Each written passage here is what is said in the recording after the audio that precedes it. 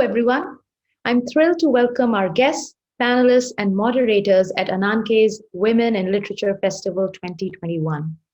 This festival was born on the premise of creating a space to hold inclusive conversations about literature under a gender lens, and also to celebrate works of literature by women of letters. And now, I'm privileged to open a jam packed day of interesting conversations with a headlining keynote session by Dr. Diana J. Fox. I would like to take this opportunity to introduce and warmly welcome Dr. Diana. Thank you, Dr. Diana, for being on board. So, a little bit about Dr. Diana. Dr. Diana J. Fox is a feminist, decolonial anthropologist, scholar, activist, and documentary film producer whose ethnographic field work is predicated on the value of partnership with social movement actors. Her work in places as diverse as Jamaica, Trinidad and Tobago, Nepal, Sri Lanka, and Japan seeks to push boundaries and transgress conventional divides towards liberatory realities across genders, sexualities, class, caste, and sociocultural constructions of race to build radically inclusive collaborations and sustainable cultures and ecologies. She is the recipient of 4 Fulbright Awards and many other grants, and has published a number of books and articles. Dr. Diana is a frequent speaker at conferences and other venues. So, a warm welcome to Dr. Diana. Dr. Diana, I have briefly introduced you, but I would love it if you could tell us more about yourself. Okay.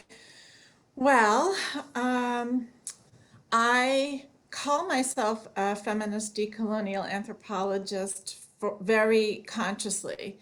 I have been teaching for 26 years. I got my PhD in 1995 from the University of Massachusetts at Amherst and my master's from the University of Arizona in Tucson. And I'm also a mom. I'm a stepmom of 3 adult sons and teenage daughter. And that's important as feminist researchers, scholars, teachers. Our positionality, our intersections with our personal lives are really important. My writing has recently taken on an emphasis on the political economy of scholarship, thinking about what it means to occupy multiple roles and positions. I'm a department chair, a professor, and then there's all my kinship roles and responsibilities that intersect. But I started off in anthropology at a time in the 1980s when anthropology was going through what we call in the field its self-reflexive crisis. It's a kind of reckoning, a historical moment of self-reflexivity. There are various terms for it. When anthropologists started to really take seriously their historical role as colluders in colonialism, in Western colonialism. And so I was a student at this time when some of the important works, Clifford's writings and others, feminist anthropologists were exploring the nature of doing field work and really trying to address the power dynamics between anthropologists and those that they studied. And historically, some of the language even reflected these power dynamics. So anthropologists referred to their research subjects as informants, and which left a very uncomfortable feeling for me. It reminds me a bit of a kind of a secretive, clandestine kind of process. And when I first did my field work in Jamaica, in the rural parts of central Jamaica as a graduate student, children were sent to the home that I was staying in to sort of learn about who I am, who's this strange white woman in our community. Many people many children had never seen someone like me come into the community.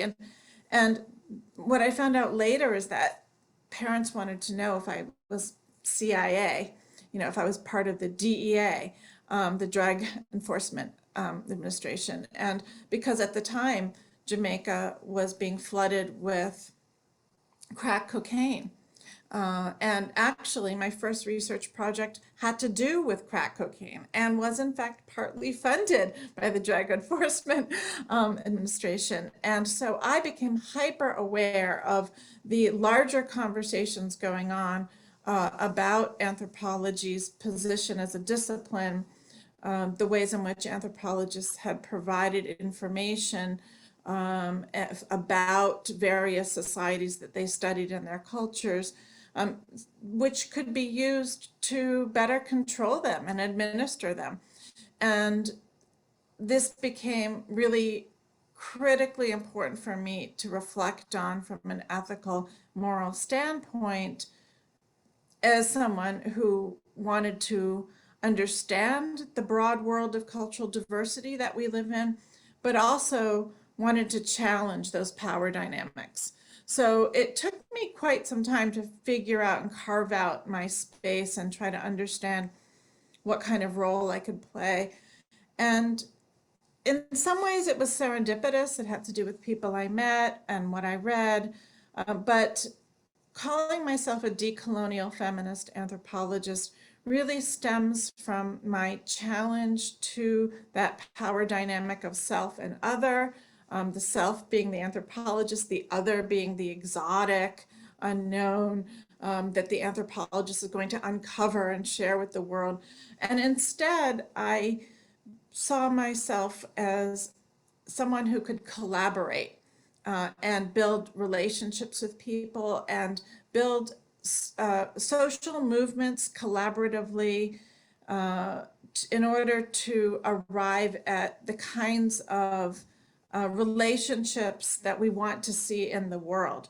So rather than entering into a community with my own research agenda, I learned about the kinds of transformations that were taking place, the ways in which members of societies were challenging the structures that constrained them, the ideologies, belief systems, in order to bring about societies that allowed for self-determination, women's agency, survivability, in a world of growing ecological crisis. I was also in college a double major with anthropology and environmental science, and I have always been concerned about the ways in which capitalism and beliefs about human dominion, man's dominion over the environment have trespassed on sustainable relationships. So that is a little bit of the story of how I entered anthropology at a very important time and took advantage of the opportunity to be part of the movement for changing the discipline. Decoloniality also, it means not only challenging those historical power dynamics, but also trying to explore the ways in which the ideas that we try to delve into, such as gender or sexuality or culture or religion or any of the concepts that anthropologists try to uncover, have been somehow transformed and manipulated by ethnocentrism, by racism, by a lack of kind of incisive interrogation that really seeks to understand how people understand their own worlds.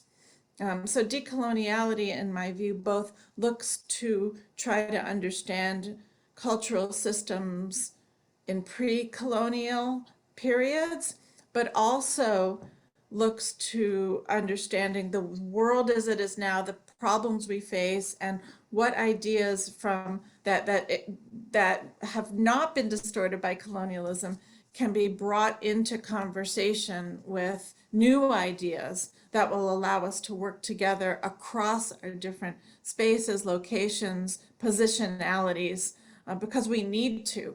The forces of destruction, of extreme capitalist exploitation, of militarism, all of our systems of how food is grown on a large scale, all of these systems, patriarchy, sexism, heteronormativity, have created intersecting systems of domination. And though there are people all around the planet who are working to undo those systems. And so I see anthropology as being positioned to be able to collaborate and build true partnerships that respect people's ways of thinking and being, and to try to build a collaborative vision. So I wanted to ask, because we're talking about decolonialism, and I'm really interested in your work as a feminist decolonial anthropologist. But can you, because I'm a layperson, so if you could explain a little bit, the relationship between decolonialism and intersectionality. It's a really important one, actually. I was just writing about that for a report that I'm putting together as a co-chair of a subcommittee at my university for racial justice, with a colleague. And we are talking about introducing decoloniality into the university, decolonizing education, decolonizing the university. Our university sits on indigenous land, and thinking about that and what that means, and it itself is a radical reimagining, from the standpoint of people who believe we want a war and we want it justly. There's no such thing. So decoloniality and intersectionality and their relationship. Well, intersectionality, the word that is so commonly used now, that was coined by Kimberly Crenshaw, the Black feminist, legal scholar, existed conceptually and in practice prior to that terminology. So the early on in first wave feminism, even for some time, white women and Black women who were slaves collaborated. They in the United States, eventually there was a separation when it came to the right to vote, to the suffrage movement, when white women had the opportunity to move their own suffrage forward, and to leave Black women behind. And so they chose that. They chose that pathway in the United States. And what that small anecdote, that historical anecdote, highlights for us is that our positionality, the ways in which we are located in social systems and cultural systems through categories of gender, sexuality, age, occupation, race, ethnicity, all of those are ideas, concepts that have been given specific kinds of meaning in the West through European and American colonization. So we talk about identity politics. It's really ironic that those identities were created through colonial imperialism, through laws. Women of all backgrounds were regarded as chattel, property to some extent, but differently so in the States, for example, and throughout the Caribbean, wherever there was the transatlantic enslavement, based on these ideas of a percentage of African blood. So whether you were a Black slave woman were frequently raped by slave masters, but then if there was further in the next generation, another person of African descent, and another person of supposedly Caucasian, these are all constructs, racial constructs, then the individuals who were descendant would be categorized based on their percentage of African blood. So they were octamaroons, quadramaroon, all kinds of percentages, and those people were granted various access to rights or limited in their access to rights, to own property, to vote, to walk freely, to make decisions, to read or not to read. That's just one example of the construction of race during the colonial period. But gender was constructed as well. The idea of what it means to be a man and what it means to be a woman were informed by existing ideas, because all societies around the world have taken our physical bodies and given social and cultural meaning to those bodies. But those meanings have been transformed through the colonial process, both intersecting European assumptions of women's roles and men's roles with existing gender constructs that shaped people's capacities to contribute to their communities, to their societies, limited by law. One quick example, the early feminist anthropologist, Marxist feminist anthropologist, Eleanor Burke Leacock, who did research in Canada with Native groups who were traders of beaver pelts and other furs.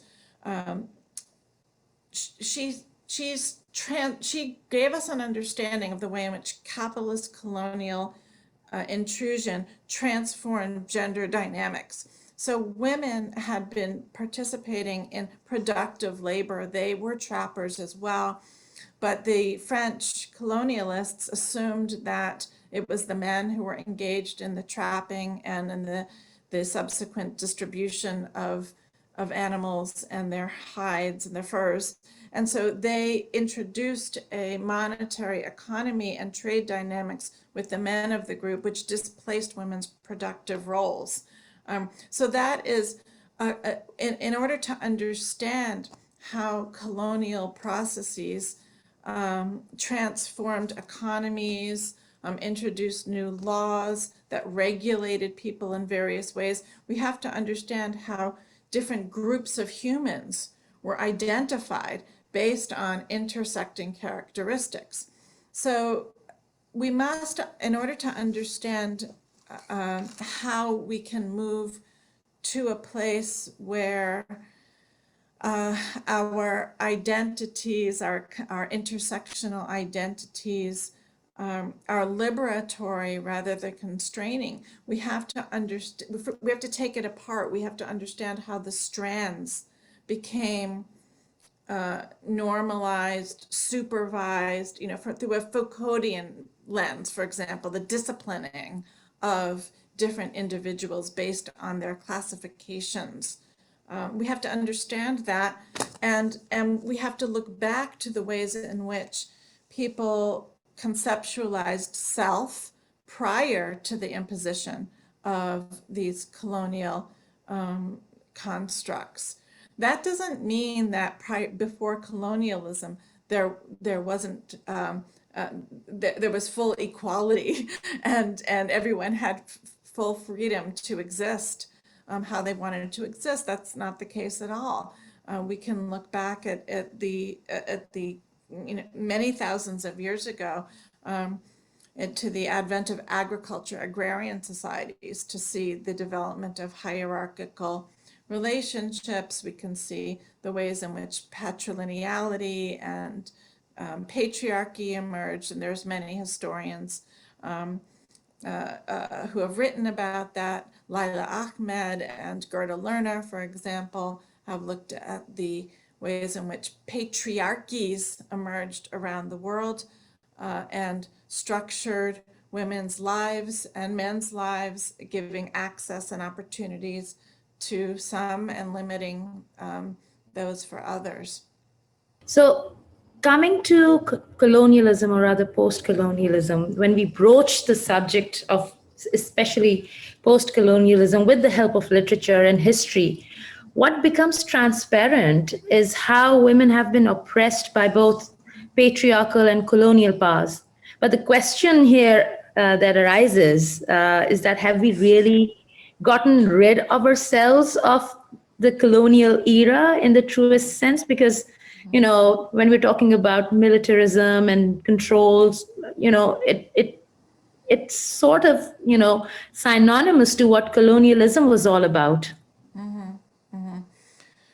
Yeah, no, clearly we haven't, and so we have to think about historically and cross-culturally that gender dynamics have never been fixed, have always been changing, and that there have been times throughout history when women have had greater access to opportunities, to rights, for the ability to divorce, for example, during the time of Muhammad, for instance, women had greater access to divorcing than in later centuries. So there isn't a straight line of progress of unfolding greater access to rights and opportunities and freedoms.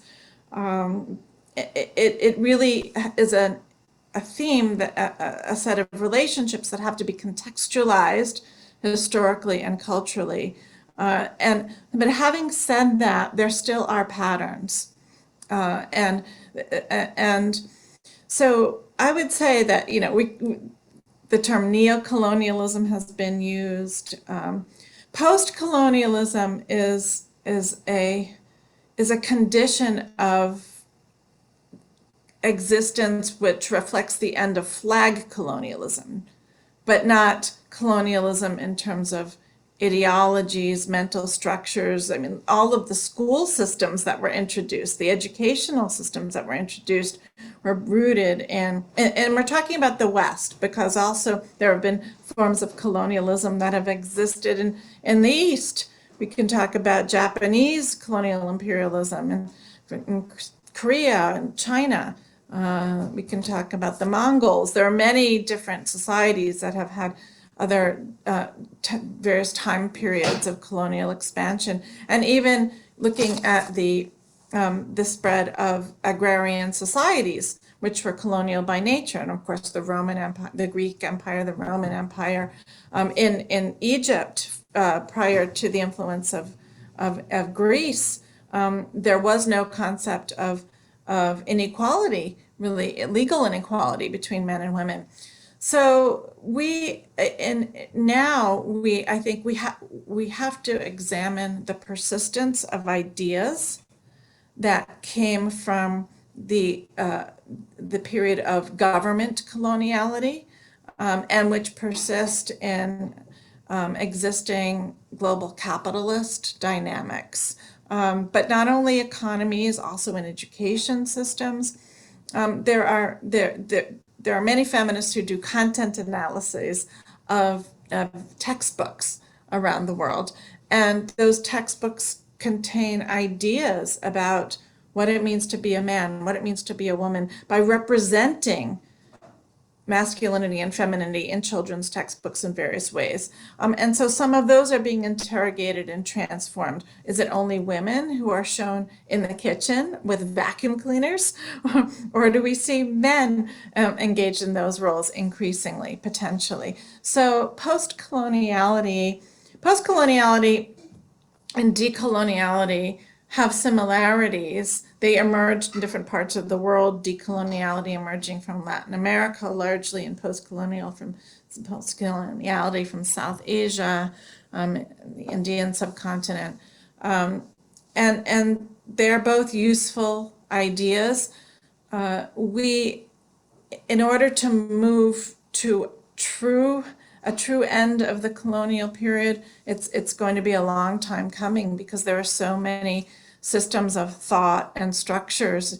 I don't know if it's ever going to be possible. And then we also have to see, and this is probably not the most popular thing to say, but there are some aspects of Western societies that people have embraced, such as the scientific method, that when combined with other ways of knowing the world can lead us to processes of understanding that deepen and enrich our engagement with natural systems, with other societies.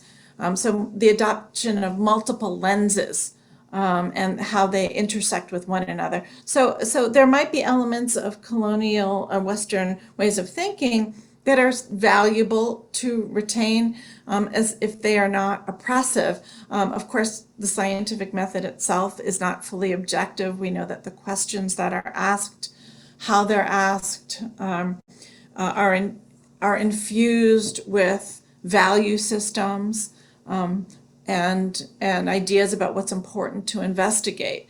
So moving toward this unpacking of colonialism is a multi-pronged, multi-leveled process that that can have some general patterns, but also has to be specific to particular parts of the world and localities. Have the double-edged sword of women's marginalization across Africa, Middle East, Asia, due to race and gender within the paradigms of colonialism and post-colonialism? Have they been transmitted and translated into literature? And what has been the impact as well as repercussions for women, be of any color, of any ethnicity? Yeah, that's a very significant question. They've been transmitted, I would say, into literature in many ways. And let's think of first what we're talking about in terms of the idea of literature. I approach the idea of literature as a very broadly. Literature can include not only novels and short stories and poetry, but women's testimonies, for example, oral literature, folklore. So right now, for instance, I'll give you an example, an answer to that question through an example. I am working on a project with a colleague in Kashmir, Dr. Shazia Malik, who works at the Center for Women and Gender Research at the University of Kashmir. We met at a conference a few years ago, and we stayed in contact. And she, even though she's an assistant professor, she wanted to take a course with me. So last fall, she took a graduate folklore course. She wants to understand women's oral literature in Kashmir. And what that means is that she's interested in particularly in women's wedding songs. And women as a group in Kashmir have sung at weddings, either from a collection of standard wedding songs or through their own narration of songs that allow them in the ritual context of weddings to be able to reflect on their relationships, their kin relationships with their new in-laws in a patrilineal situation where women marry into their husband's family, their potential relationships with their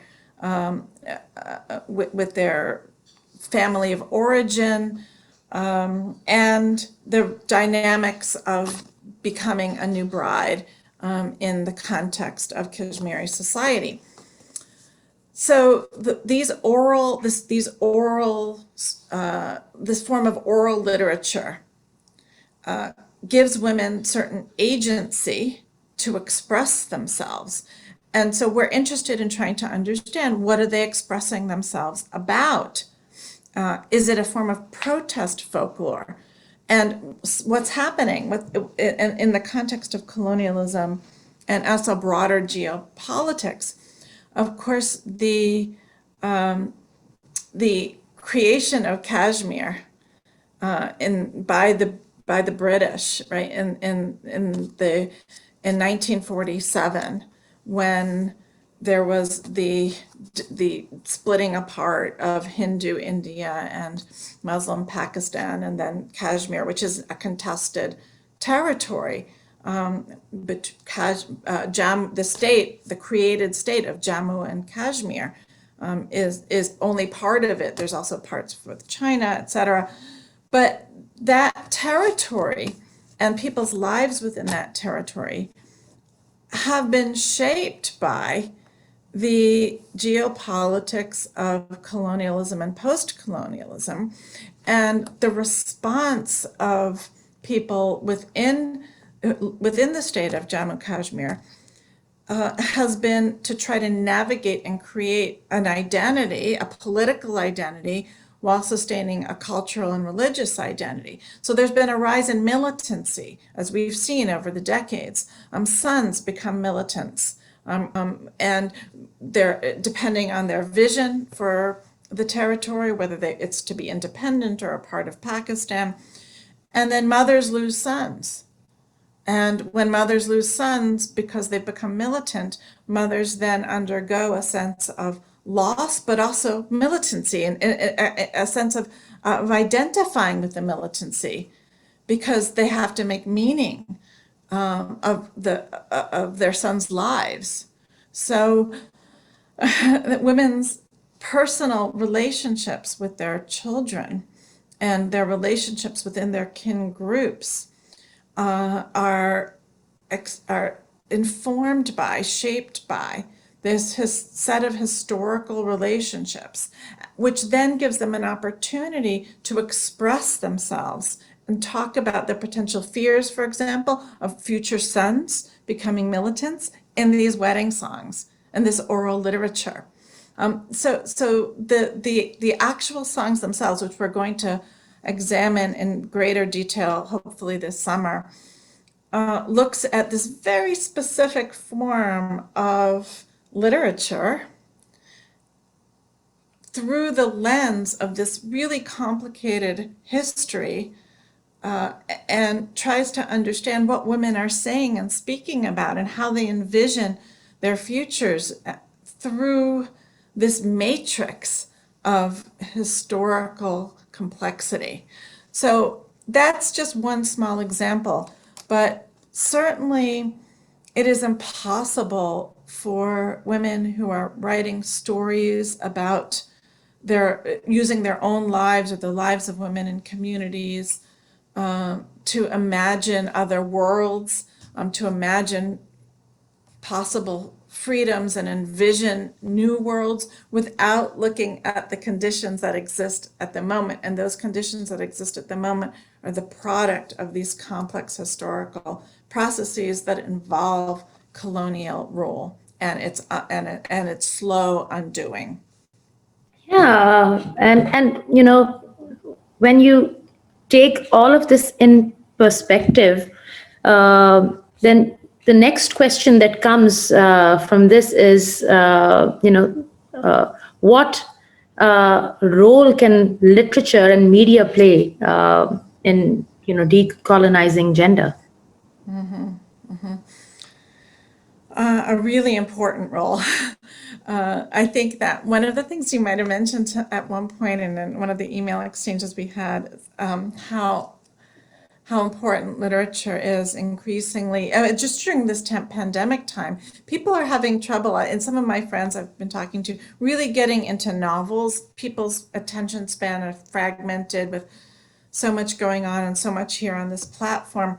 Many people are reading short stories or listening to books. I listen to Audible. It's this app I download, and I listen to books all the time. But literature is critical for both introducing people to new realities, new worlds, and building an empathetic lens. So I think that it for those who are writing, it allows their imagination to construct worlds that they want to live in and to work through the particular dynamics of their own lives, through their characters, or potentially those that they know. They can create characters that face particular problems and challenges. All kinds of challenges are imagined in stories that help us to understand all of the levels of obstacles that women have to navigate. Each could be a social policy in and of itself. The crossing of a border, one border to the next, the access to food in a refugee camp, the right to be safe and not be threatened by rape or other forms of sexual violence, the ability to engage one's mind and creativity. All of these are issues that various genres of literature can help us to delve into, to think through. Not to say that literature and social science, are one and the same, but literature is a window into the reality and also the opportunity to envision worlds that don't yet exist. It allows us to dream and to hope. So I would like to end this session with an excerpt. And with that excerpt, I would like to, we talked about Nawal al-Saadawi. So I'll read that excerpt, and I would like you to comment on it and also talk about Nawal. Just to pay homage, because like I said, one of the reasons this event was organized was because of this firebrand, this trailblazer that I have come to love. And she passed away a few days ago, so I'd like to end this session. I would like to end this session with talking about her, and I would like to open this event as a tribute to her. So the excerpt is, as Edward Said proclaims, the periphery is an idea in itself, and this idea's history, tradition of thought, and imagery are necessary for the realization of the Western identity. With these assumptions at its core, Maori intellectual Linda Tuhevi Smith defines decolonization as a long term process involving the bureaucratic, linguistic, and psychological divesting of colonial power. In this view, colonial feminism strives to overcome the gender, class, race, sexuality oppression which is perceived to originate from the colonial legacy and continues to be entrenched in the capitalist world system of power. Right. Well, here's her book. Maybe that excerpt comes from. Right. So earlier, you asked me, and I talked a little bit about how systems of hierarchical systems, patriarchy, is much older than colonialism, and colonialism has added layers in terms of the way it's intertwined with and also subverted pre-existing systems. Nawal, let me enter into this question with a brief introduction of my own engagement with some of Nawal's ideas and how I've come to. I've never met her, but I have spoken with her on the phone, and she has spoken to me on a video because I invited her to be a speaker at a keynote speaker at a conference a few years ago in Bangkok, and she wasn't able to come.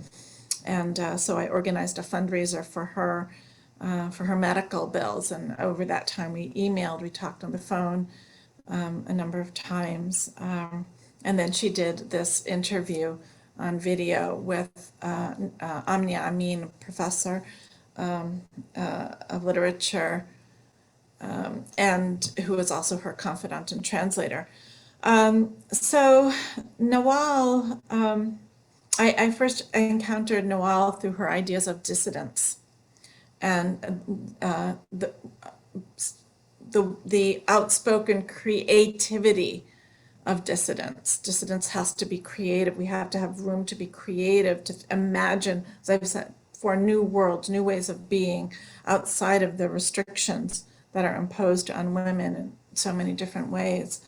And I fell in love with that idea of dissidence. And in part, I fell in love with it because it connected, and this is one of the things that's amazing about her, is that she writes from a location, growing up in rural Egypt and then becoming the first woman physician and psychiatrist in Egypt. She writes from positionality, but her thoughts and ideas have universal relevance, resonance. Millions of people around the world, men and women, are drawn to her. And so her idea of dissidence came to me, or I was introduced to it at a time when we were having conversations in the United States about flag burning. There was legislation being introduced into the U.S. Congress to criminalize the burning of the flag. And there were conservative groups who see the U.S. flag as not only as a symbol of patriotism, but as a sacred symbol, and they misinterpret the nature of that sacrosanctity, because part of that sacrosanctity is the freedom of speech.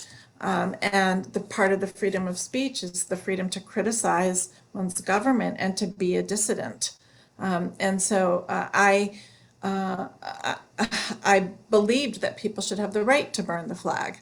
And so I read about her ideas about dissidence, and I thought of it through those lenses originally. That was the opening point, but then it opened up for deeper ways of thinking about irreverence, what it means to be a person who is courageous enough to and is willing to take the risks involved in challenging the assumptions that other people have around one's identities and roles. And she explores this in her writing about herself, and how early on as a child she was so angered by what her brother was allowed to do and what she wasn't allowed to do. She was so angered by the restrictions. It also reminded me of Virginia Woolf and A Room of One's Own, and the space that women need, and how inaccessible that space, physical and mental space and time, is in order to have the necessary time for thinking deeply about transformation. And Noel represents to me a voice, a very powerful voice in favor of those spaces for all human beings. And she also delves deeply into the kinds of structures that have created these limitations in the first place. So one of her targets is religion, not just the world religions, but all religions that, and particularly fundamentalism, and the kind of biological essentialism that we tend to find in a lot of religious thinking, and the tendency for all people to claim that their religions are the literal world of God, that human arrogance to be able to and to say that, and to say it in a way that where she just doesn't care what she speaks her truth. She is so plain speaking, and so she criticizes religion without any fear. And of course we know she was imprisoned for her writing. The risks that she took, but she actually there's a moment, I can't remember which book it's in. Maybe it's her autobiography, where she does talk about a moment of fear, right? When she talks about right before she was arrested, and she was in her apartment, and she was wearing a light colored dress, and she heard a knock on the door, and she had a moment of fear, and she didn't know what to do, but then she faced it and she went along with it, and she lived it, and then she wrote on tiny pieces of paper with an eyebrow stick that was smuggled in for her. So the tenacity to be able to continue expressing one's voice.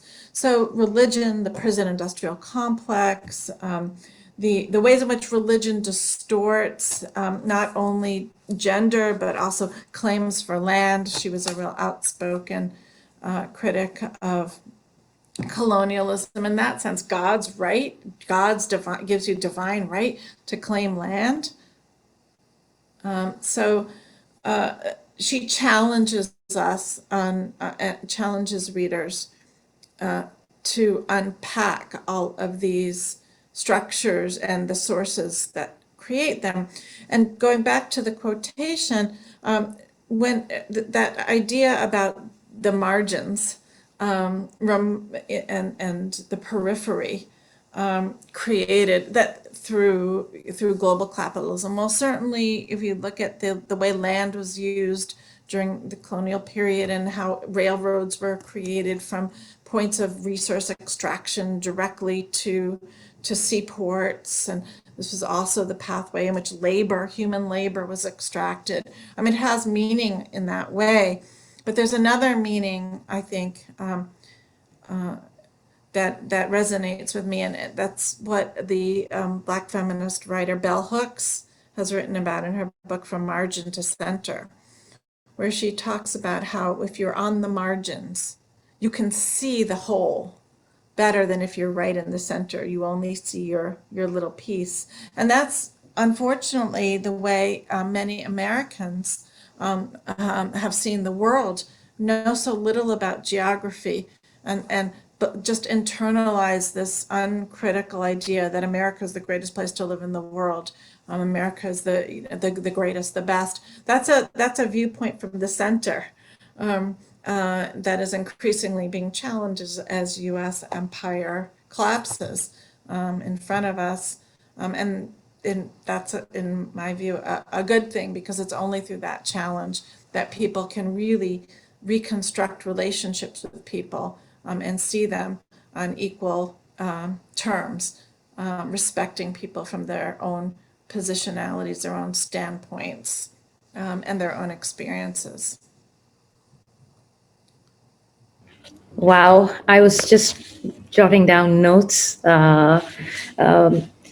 Diana, this has been a wonderful conversation, and my key takeaway is looking at the world from the margins, you get a better view. Thank So you. Thank thank you you. so much. Thank you so You're much. welcome.